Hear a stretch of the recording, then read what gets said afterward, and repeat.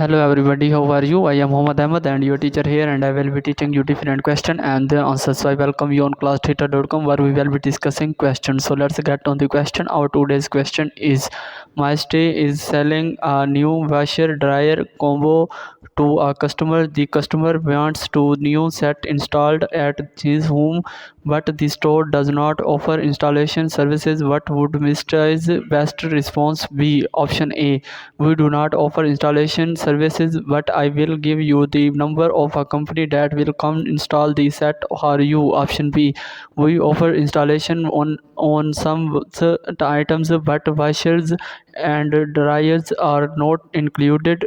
Option C: unfortunately, we do not install washer dryers.